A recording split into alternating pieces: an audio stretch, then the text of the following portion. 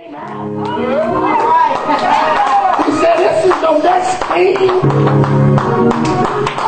David was just a sheep keeper, so he had been disrespected by family.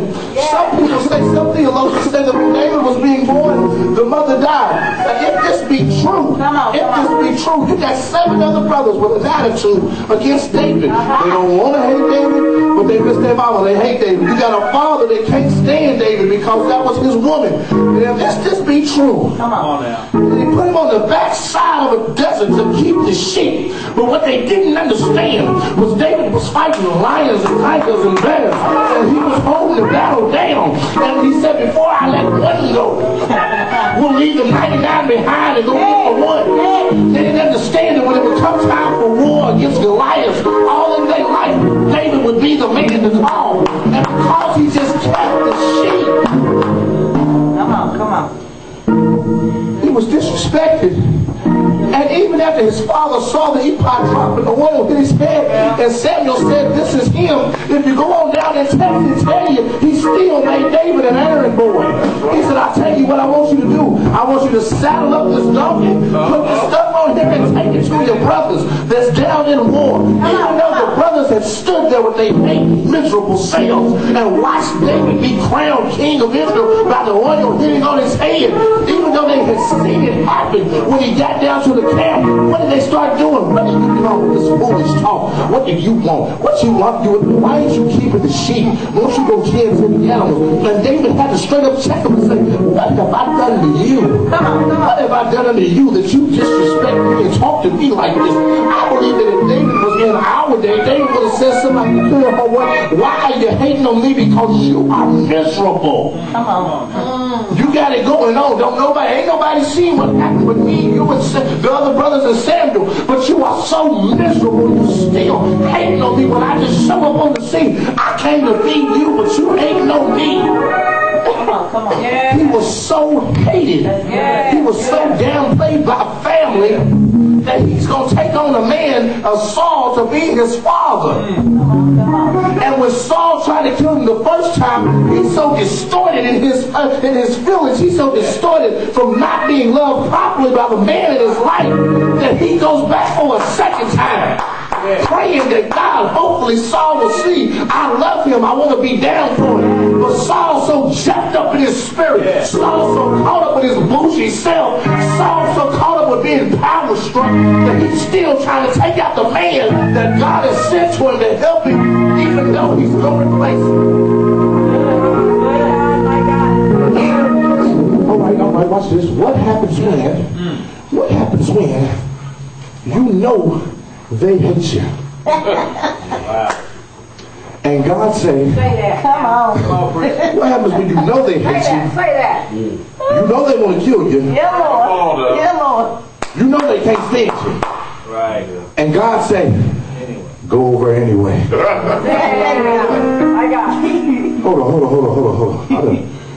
I just stayed up too late because I'm hearing the wrong thing. God said, go over with him. Hold on, watch this. And be a help to him. See, even, I believe in the Old Testament, Jesus was concealed. Come on. The New Testament, Jesus was revealed. Okay, watch this. See, because if I go over here, if God sends me over here and I know they want to do me wrong, then it must be something that I'm going to get from them. Watch this. It's something that they're going to get from me. And because God was so merciful even back then, maybe if I play the harp long enough, it'll calm you down and you'll play out smoothly. But what they didn't understand was, see, God said, I want you to go around the king of Israel, because even though he's jacked up in his spirit, he still knows things. You're still going to be under a training still. See, he don't do everything wrong. He just messed up one time and it cost him everything. But see, he was doing everything else up to par till the end. So every now and then, you got to go around hell to get your training. Yes, my God. That's why they've been talking about you at work, but you got a raise. That's why when they talk about you, on the work site, you just keep on keeping on, because see, as long as you're being trained by the hell, it means God has something for you. He ain't gonna let you go into the fire. See, we missed this about Shadrach, Meshach, and Abednego.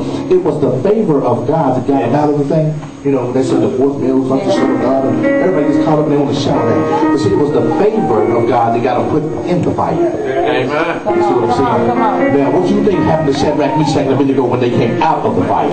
If you thought they was talking crazy to all these false gods, to all these kings and all these people that was trying to bring them a wrong type of God, what level do you think they was on after they came out the fire? And they said they came out the fire smelling not like smoke. So if I done been through hell and high water, but because of it I've been trained up and I'm better, it ain't nothing about my God that you can tell me. Amen? And we miss that so often. We say, I know they can't stand me. I know they mean to do me bad. But I keep on having to go over there. Because God is saying it is something that I want you to learn in the fire. I don't know if I necessarily kept you out of hell all the time, you wouldn't appreciate it and you'd never pay attention to me. But it's when I show you my power while you're in the fire, my God.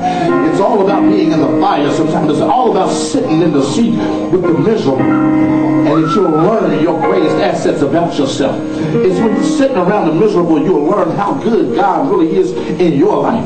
Because the miserable don't mind ever telling you they're sitting over here, they're sitting over here, because they all in both your ears. And they don't mind telling you how crazy it is. They don't mind telling you how bad it is. And I don't even know why you keep on going to church. I don't know why you keep on tithing. You see how crazy it is. But you sitting here and you thinking to yourself, it ain't that bad for me.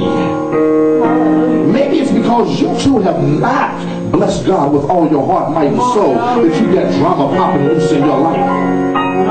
It ain't that bad for me. So while I'm sitting through listening to both miserable people in my ear, I'm blessing God that He's been so good to me. It's when the misery hate is coming that you got to watch yourself and stop letting miserable people run loose in your life, and stop letting miserable people dictate your life. God says, I am not mocked, and everything that comes against me is under my feet. That's what He said. He said, it's subjected to me and it's under my feet. So why is everything miserable over top of me? Get your mind right. If there's anybody in the house today